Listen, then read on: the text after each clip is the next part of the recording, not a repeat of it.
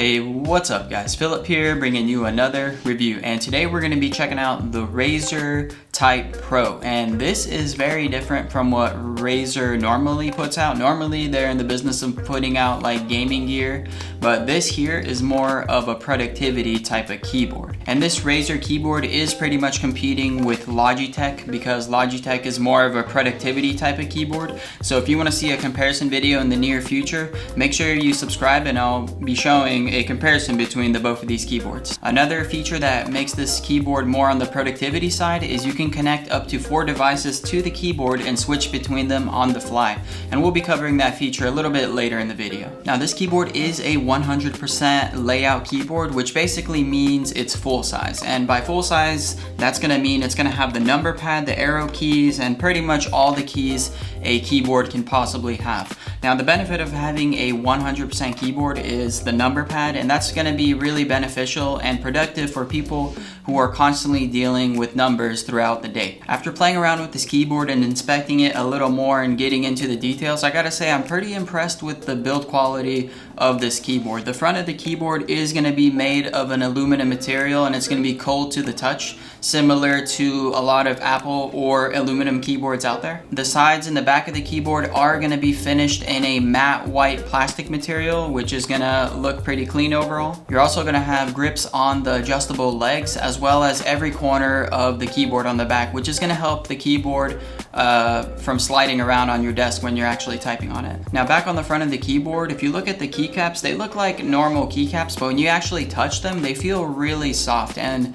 Razer coated them in some sort of material which they did not mention anywhere on their website on what the keycaps are coated in, but it feels really soft and grippy at the same time. So I'm definitely a big fan of the material of the keycaps and just how it feels when you're typing. The cable that's included is detachable, and it's gonna connect via USB-C to USB-A from your computer to the keyboard. And something to note about the cable is that you cannot use this keyboard wired with your computer. The only thing the cable does is charge the keyboard. The 2 ways you can connect this keyboard to your computer is using Bluetooth or the USB dongle that's included on the back of the keyboard. And this USB dongle is gonna be magnetic, and it's gonna stick back there. So if you're not using it, it can just be stored over there. Now in terms of the actual battery life of this keyboard, it's gonna take 2 hours for you to recharge this thing from 0 to 100%.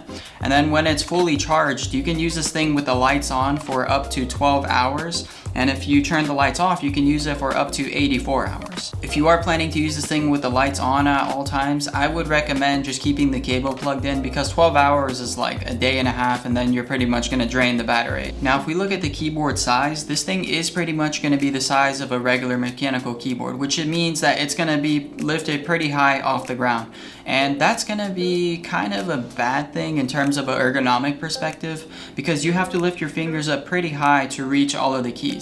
And that's not really a good ergonomic experience for people who are looking for that very, easy typing experience that causes very little strain on your hands. So I do wish they actually included a wrist rest on this keyboard, which they didn't. I think that would have made this thing awesome for the ergonomic typing experience. Now, the key switches used on this keyboard are going to be orange switches, which are very similar to brown switches. And these are going to have like a pretty fluid typing experience where you push the keys down and you can feel a little bit of resistance when you actually register the click. Here's a quick typing test for y'all to hear what the key switches actually sound like.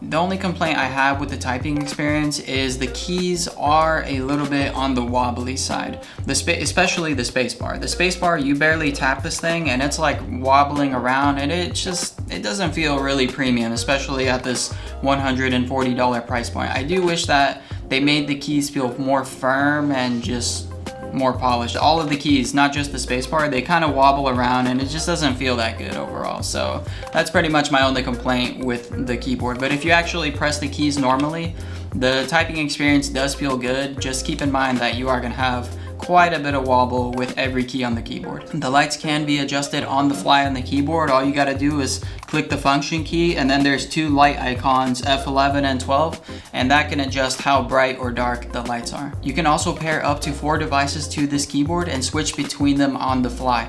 And the way you switch and connect between devices, you push the function key and 1, 2, 3, or 4 depending on which device you want to pair to which key. So that's going to be a pretty handy feature if you're someone who wants to improve their multitasking experience. Like if you're going from your phone to your computer or computer 1 to computer 2, that's going to be a really good feature. Razer didn't include any dedicated unique looking buttons for the media controls on this keyboard, but what they did do is include your essential media controls on the top row of the keyboard with the F1 to F12 keys. And you're going to be able to control things like your volume, pause, play, skip tracks, and pretty much your basic media control functions. So I did mention that I'm going to be bringing up my pros and cons at the beginning of the video, and I'm going to start with my cons and then end with a good note on the pros. So the first con I have is the wobbly keys. When you barely tap the spacebar or move the keys around with your fingers, they wobble and it just doesn't feel very premium. Not a fan of that. I also don't like that they didn't include a wrist rest with this keyboard, because this is supposed to be an ergonomic keyboard,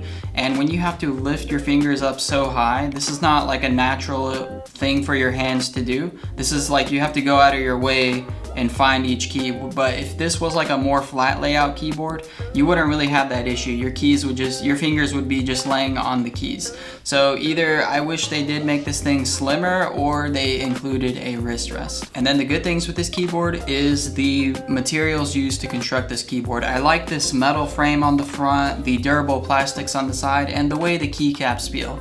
Overall, the materials used with this keyboard make this keyboard feel and look really nicely. And that's the other thing. This thing looks really clean. If you were to put this thing in an office environment or somewhere, the aesthetics of this thing are just really nice. Definitely a fan of the design language Razer is using with their Pro type keyboard here. Now, if you're not sure on whether you should get this Razer keyboard or not, I'm going to be comparing it against Logitech's MX Keys, which is also a productivity keyboard. And I'm also going to be reviewing the Razer Pro Click and doing a comparison video between the Logitech MX Master 3 mouse. So if you want to stay tuned for all that goodness, make sure you click that subscribe button. And if you're a Razer fan and you're pretty much dead set on getting this keyboard, I'm going to leave a link pointing to Amazon on where you can purchase thing. And with that being said, if you want to stay in the loop on the latest tech, make sure you click that subscribe button, and don't forget to like this video and leave your comments down below. See you in the next one.